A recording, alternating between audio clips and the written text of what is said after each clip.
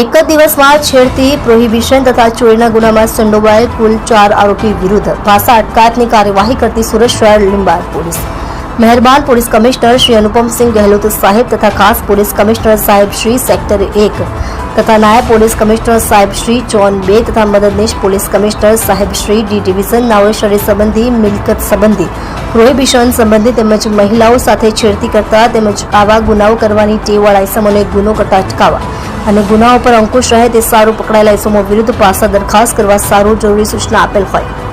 જે સૂચના અને માર્ગદર્શનના આધારે police inspector Shri SP Padheriya તથા સેકન્ડ પોલીસ ઇન્સ્પેક્ટર શ્રી વીએ જોગરાણા, લીંબાયત પોલીસ સ્ટેશન સુરત શહેર તથા સર્વેલન્સ પોલીસ સબ ઇન્સ્પેક્ટર જીવી દિહોરા નાઓએ આવા ઇસમો વિરુદ્ધમાં પાસા દરખાસ્ત તૈયાર કરી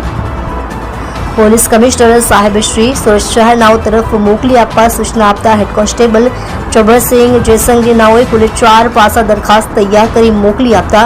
જે તમામ પાસા દરખાસ્ત મહેરબાન પોલીસ કમિશનર સાહેબ શ્રી નાઓ દ્વારા મંજૂર કરી પાસા હુકમ કરતા 4 ઇસમોને અટકાયતમાં લઈ પાસા હુકમની બજવણી કરી અલગ અલગ જેલ ખાતે મોકલી આપી પ્રશંસનીય કામગીરી કરેલ છે. આરોપીઓ સુફિયાન અહેમદ નિયાઝ, અહેમદ અંસારી રોહિત ઉર્ફે દીપકભાઈ વારડે,